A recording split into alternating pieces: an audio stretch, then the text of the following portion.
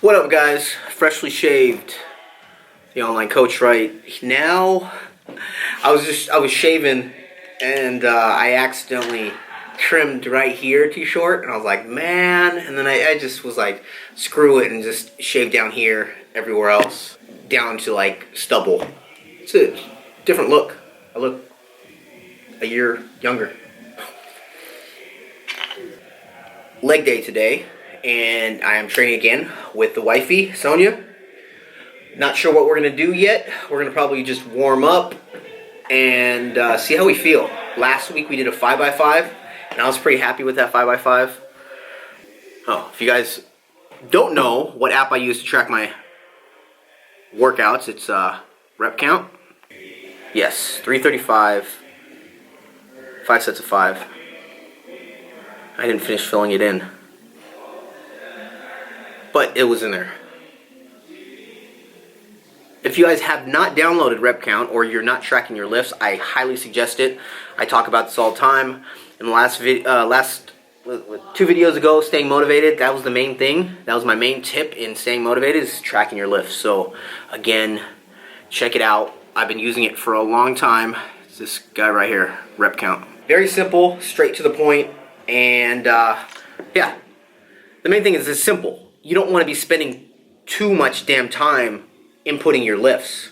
It should be quicker and easier and more convenient than writing it on a notepad.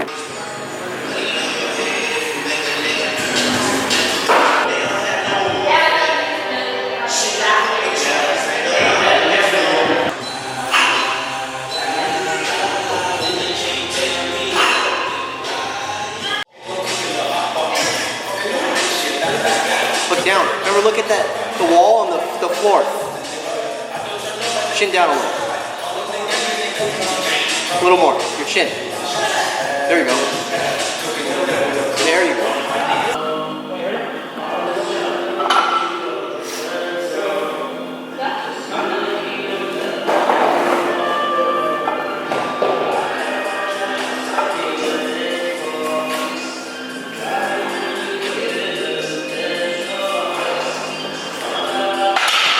Lately, I've been warming up with the hip circle. This is the pink one. It's not any crazy resistance. We have the black ones also that are more stiff, but I like this one. Perfect resistance. And I usually do some dynamic movements with them on, and then I warm up with the bar with the hip circle on, and also 135, and then I take it off. And then I also don't squat with my sleeves on until 225 or like 185, after 135. That's just my system. Find what works best for you.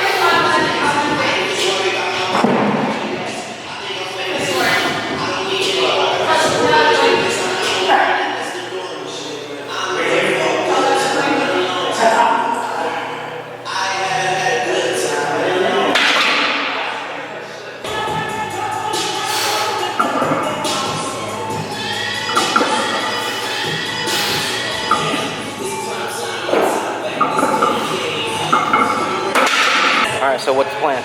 215 for 5. 3 sets of 5. That's 83% working with 83%.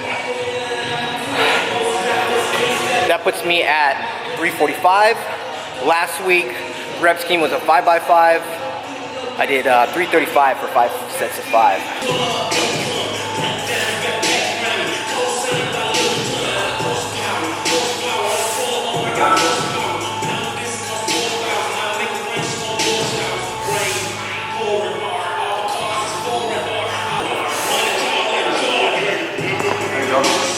There you go.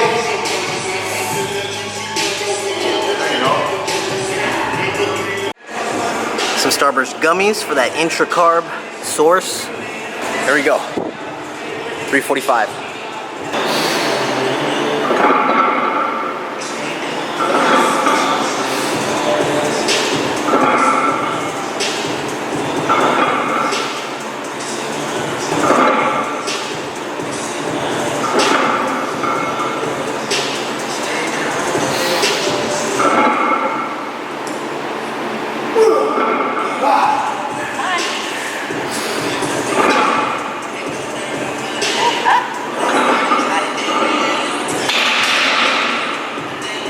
Say that again? I think we're gonna try that last one. I was holding back. Still got some in the tank. How did that 215 feel? Smooth, good, pretty good. How did you get so strong? Came over time. I just kept at it. Consistency. Last set. So, let them know what cues you're using in your own head when you're performing the squat. Standing tall, taking my first deep breath, and then when I descend down, I'm keeping tight and opening my hips at the bottom. And then when I'm coming up, I'm exploding, trying to get out of that hole as fast as I can. Are you using the cue of stay on your heels? Yes. Staying on my heels, staying tight, making sure I'm opening at the bottom. And if you don't stay on your heels, what do you find happens? I fall forward. Yep. There are two main reasons why you fall forward. Either you're not sitting back on your heels at all, or lack of mobility. Most likely ankle mobility. There's a lot of stretches that you can do, stretching your calves, that will help your ankle mobility. Let's get it. There you go. Explode. Up.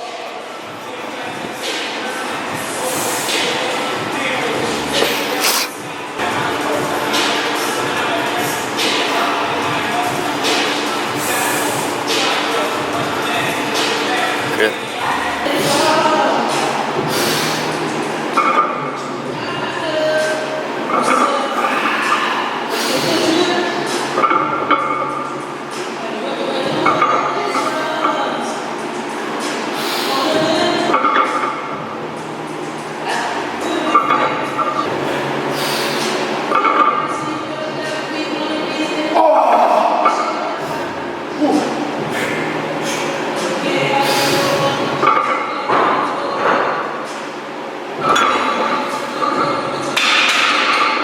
Sweaty.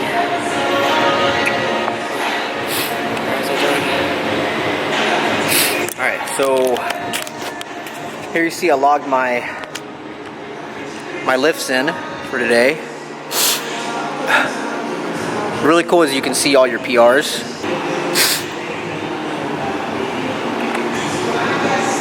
My best 5 rep max is 365, and that was in October. Tracking your lifts. I cannot stress it enough how important it is. I wish I would have started doing it way earlier in my lifting career. I just never knew why people did it. You know, it was old when I was younger. It was like old school, like notepad and paper. No, notepad and paper. Notepad and pencil or pen. It just looked like a hassle to me. I was just a stubborn little kid, just going to the gym and just doing what I thought was right, which was always pretty much wrong. Come on.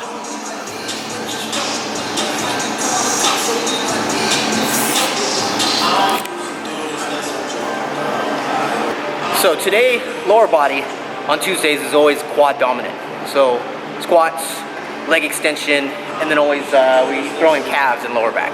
Lower back always on leg day. And that, the reason for that is so your lower back is not sore anytime you hit your lower body. Your lower back is like pretty important. It's a big part of your core where if your lower back is smoked and you're squatting or you're deadlifting, it will affect your performance that day. So I've always liked doing lower back on leg days.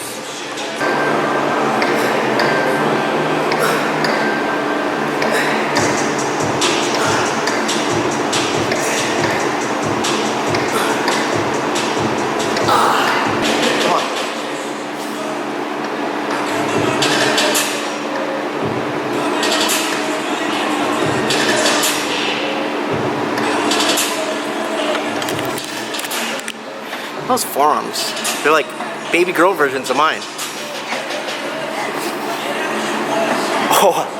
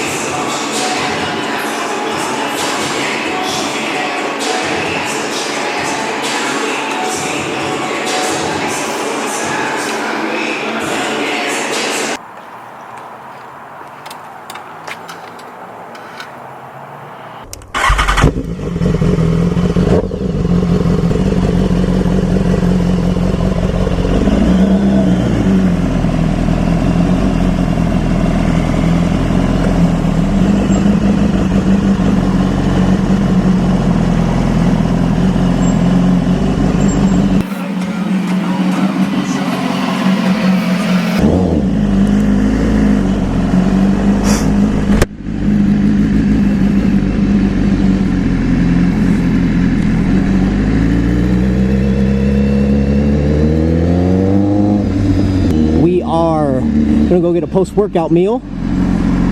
We got a little bit of time before Sonia has to go pick up the kids from her mama, so we're gonna go get some Waba Grill.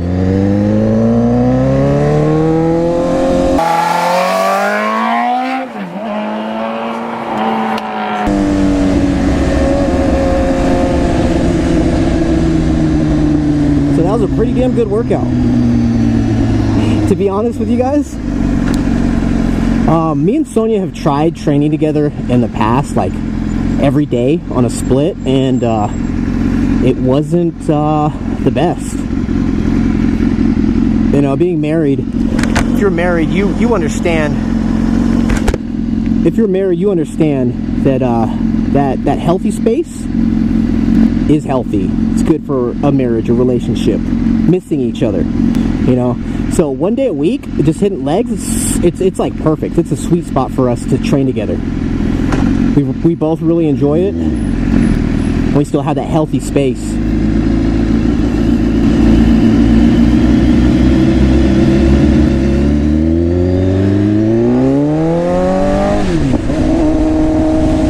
Look at that thing.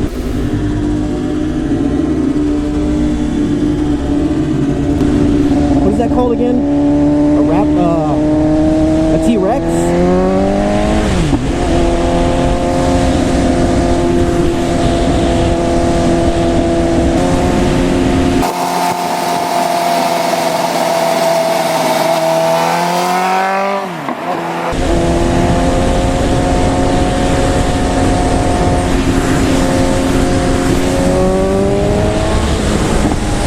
Waba Grill. I honestly don't even have an appetite right now. I think I'm probably just gonna get a bowl. Almost missed a turn. Haven't been to Waba in a while. Yeah, I don't. Waba Grill is like my staple cutting choice. Very high volume, good macros.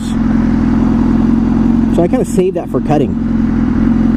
It's not like it's not tasty enough to have when bulking. It's just, I don't know, it's just a switch in my head. When I'm bulking, I want burgers, I want pizza. And I think that's what you have to do when you're cutting when you transition from a bulk to a cut, it's kind of just like you have your little routines, your system. Everybody finds their own system. What helps them get through dieting, being in a deficit. And Waba Grill gets me through my deficits. It's tasty enough to look forward to, and it's just chicken and rice.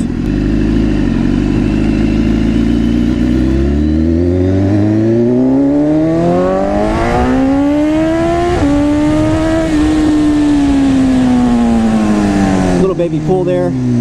There's not enough road anywhere. This bike, the RR, it gets to almost 100 in first gear.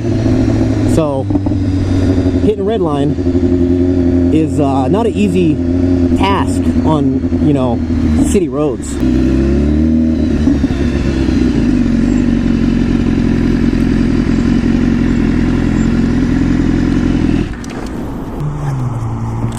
Always have to have a snapback riding a motorcycle. That helmet hair.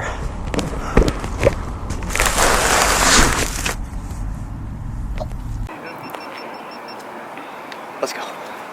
The bike. So pretty. You're new to the channel and you have not tried Waba Grill, you're missing out. Start with just a plate and go the half and half. Steak and chicken. So you can kind of choose what you like more.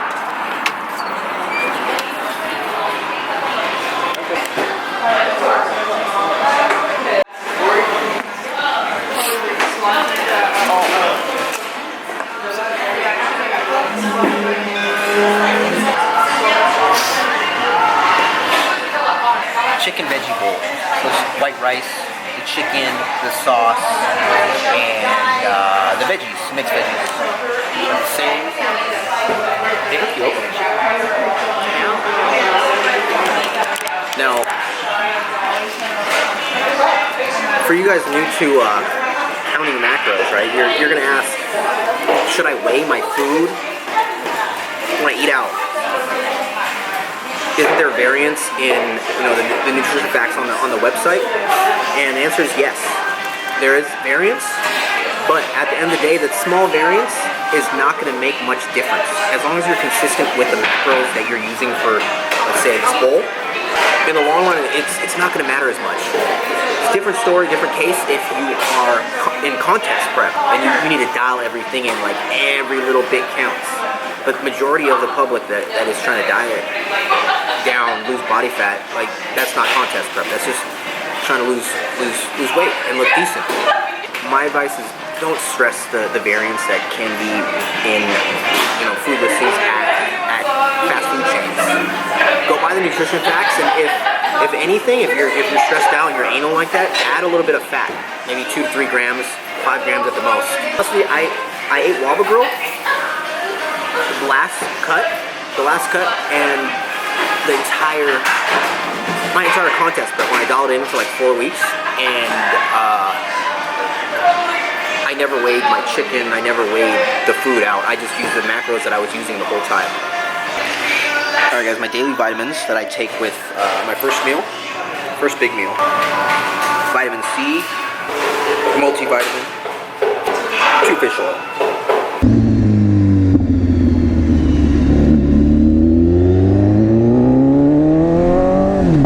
Updates. So the Arnold is set in stone. I got my flight, hotel, everything. Ape is sending me out there, so I'll be at the Ape booth again, 2nd year in a row. All 3 days. Is it 3 days? Thursday, Friday, Saturday? I'm not sure. I will double check and I'll update you guys again. But it's all days. I'll be there every day that the Arnold is going on. I look forward to meeting all you guys and catching up with everybody that I met last year. It's going to be a good time. I always enjoy riding next to Sonia's when Sonia's driving with the girls in the car. They love it. And so does like every little kid in the cars. They always get all excited, especially with the little boys. And when you give them like a wave, they get super happy. It's so weird for me not listening to music. I'm not listening to music because I am vlogging right now, and when I have my headset on, you guys can hear the music.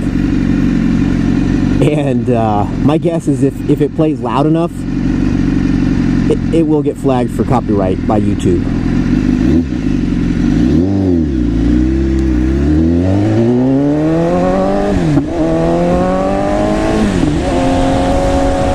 My exhaust is so much louder. Not listening to music. I forget how loud it is sometimes. I love it. I think the louder your bike is, safer you are. Loud bikes save lives.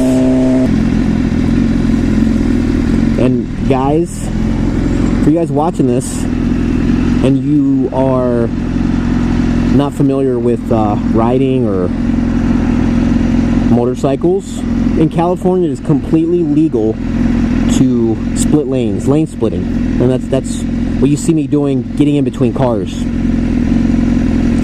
and filtering up to the front.